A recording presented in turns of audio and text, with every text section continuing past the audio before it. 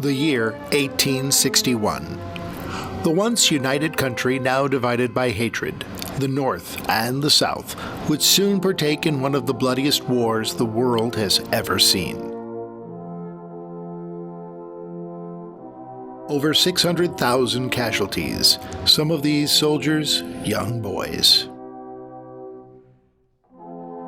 Men of background stood together in brigades, marching to the beat of rope-tension drums.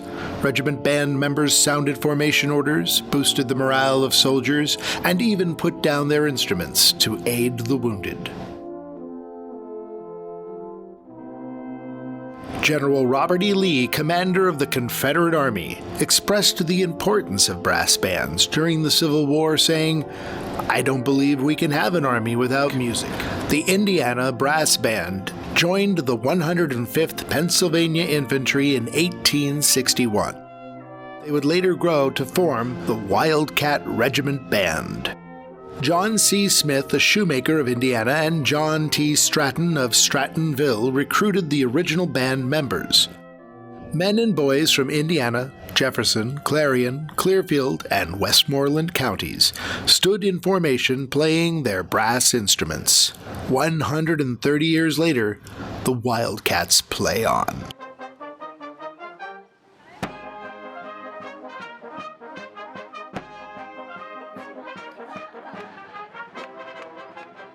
We have always attempted to be an accurate representation of a 19th century brass band.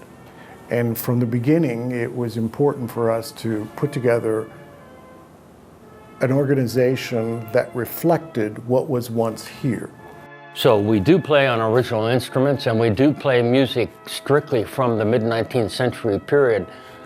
There aren't very many places that an audience can hear a concert like that and see that visual presentation. We really hope that somebody who's never seen the band before can come in there and see a vision and hear music as it was over 150 years ago. That had to be done with personnel. It had to be done with our dress, the way we appeared. It had to be done with the music that we would perform, which had to be original to the time period, and it actually had to be played on original instruments. So we went to that detail to try to accomplish our goal.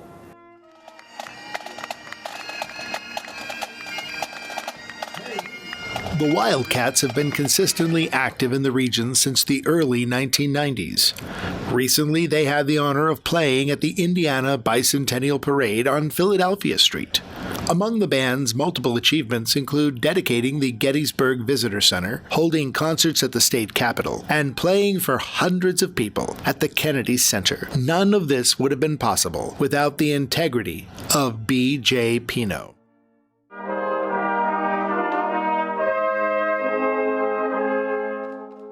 Working with BJ Pino is always great because he knows exactly the sound that he wants, and rehearsals are always geared towards, making a great product, encapsulating exactly what people would have heard 150 plus years ago. As far as BJ Pino's leadership, there's no doubt that he has a real clear concept of what he wants for this band and the presentation that he wants to make to an audience. He knows what music we should be playing and under what circumstances, and together we can come up with stories and information that we present to our audience. So he's superb at doing that.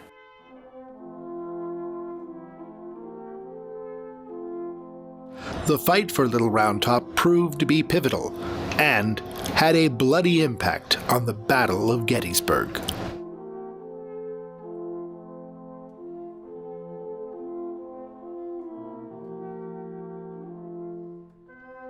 So in the time that I've been in the Wildcats, one of my greatest memories is being able to play in Gettysburg. It's really a breathtaking experience. If you've never been to Gettysburg, I would highly suggest anybody to go. But being able to create the sights and sounds that would have happened in that exact moment, 150 years ago is kind of breathtaking. And being able to play on Little Round Top, hymns and beautiful music, I wouldn't trade anything in the world for it.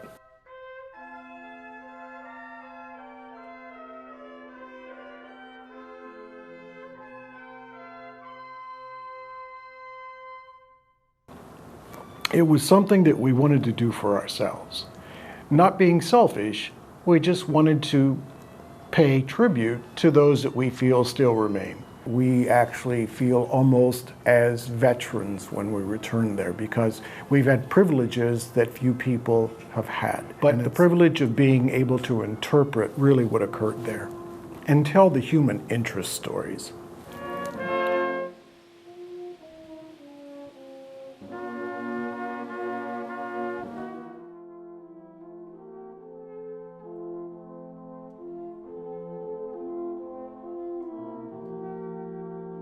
Whenever you look deeply into any aspect of Gettysburg, Antietam, or what have you, you'll always find these clips of stories, battles, movements, troops, what have you. But I can assure you that there are some absolutely magnificent personal interest stories, and I encourage young people especially to find those. 9 chances out of 10, you're also going to find a reference to music or something very personal in that. Throughout the years of rehearsals, traveling, concerts, and camaraderie, the men of the Wildcat Regiment Brass Band share a bond that has transcended time. Unfortunately, the members have decided it is time to put down their instruments. The decision was not an easy one. I'll miss being with the men in the band. It is like a family for us. We like getting together to rehearse. I mean, it's hard work, but we enjoy that time together. I will miss the camaraderie. I will miss being a part of everyone else's life and vice versa. But we're a pretty close bunch. We still haggle each other and we still keep pretty close. The Wildcats concert was not only musical entertainment, but a true experience. They hope their concerts make the audience truly reflect on our nation's history. It's my belief that there's a lot of Americans don't really know much about music in the mid-19th century, and it's part of our mission and objective to present that information and the music itself in as true presentation as we can. So that's clearly what we want to do.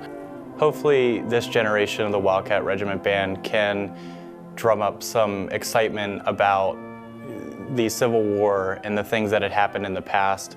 The interest is going down, but I hope that some young people like myself and even younger in high school can see what we're doing and replicate it on their own or join our own organization, which is kind of melding into some other opportunities.